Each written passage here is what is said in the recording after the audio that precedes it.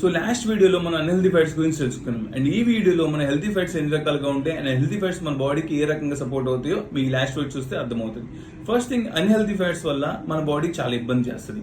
కానీ healthy fats వల్ల మన బాడీ ఏ రకంగా సపోర్ట్ అవుతుందంటే, సో ఫ్యాట్ సాల్యుబుల్ విటమిన్స్ ఉంటాయి కొన్ని. సో విటమిన్ ఏ అని, vitamin D, vitamin E, vitamin K, ఈ యొక్క 4 విటమిన్స్ కూడా ఫ్యాట్ సాల్యుబుల్ విటమిన్స్ అనమాట.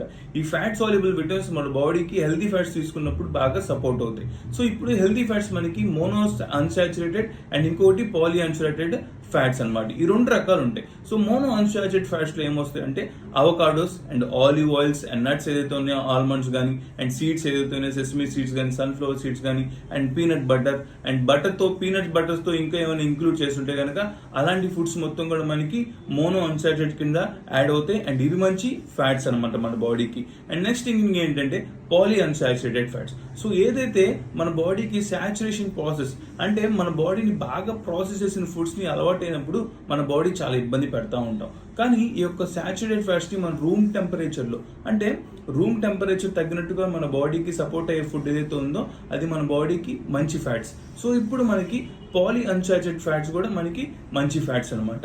ఇప్పుడు పాలీ అన్సాచురేటెడ్ ఫ్యాట్స్ లో మనకి మెయిన్ థింగ్ వచ్చేది ఏంటంటే omega 3 and omega 6. So omega 3 and omega 6 are the good fats and ఇది పాలీ అన్సాచురేటెడ్ ఫ్యాట్స్ కింద కన్సిడర్ అవుతాయి.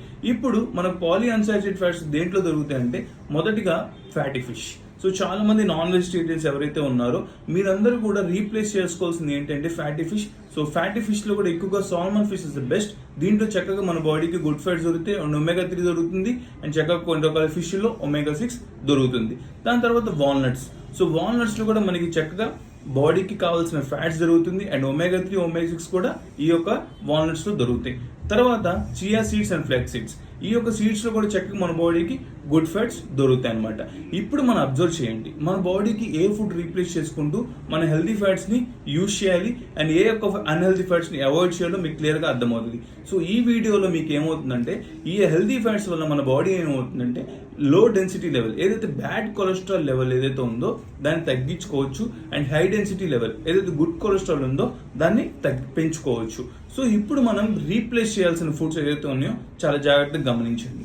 ఇవన్నీ కూడా మనం రీప్లేస్ చేస్తే చక్కగా మన బాడీలో బ్రెయిన్ ఫంక్షనింగ్ కానీ, హార్ట్ ప్రాబ్లమ్స్ రాకుండా ఉండటం కోసం కానీ, లేకపోతే మన బ్లడ్ ప్రెషర్ కంట్రోల్ చేసుకోవడం కోసం కానీ, మన బాడీలో డయాబెటిక్ పేషెంట్స్ ఎవరైతే ఇబ్బంది పడుతున్నారో వాళ్ళందరూ కూడా ఈ యొక్క రీప్లేస్మెంట్ చేసుకున్నప్పుడు డయాబెటిక్స్ ని కూడా కంట్రోల్ చేసుకోవడం కానీ, సో ఇన్సులిన్ రెసిస్టెన్స్ ని తగ్గించుకోవడం కానీ, సో ఇన్సులిన్ లెవెల్స్ ని పెంచుకుంటే చక్కగా మన బాడీ ఇబ్బంది లేకుండా ఇన్సులిన్ లెవెల్స్ తగ్గించుకుంటే హెల్దీగా ఉండటం కోసం కానీ ఈ యొక్క హెల్దీ ఫ్యాట్స్ మనకి బాగా సపోర్ట్ అవుతాయి అనమాట. సో ఇంకా ఇలాంటి మోర్ ఇన్ఫర్మేషన్ కోసం అండ్ ఇలాంటి మోర్ టిప్స్ కోసం do follow me. Thank you so much.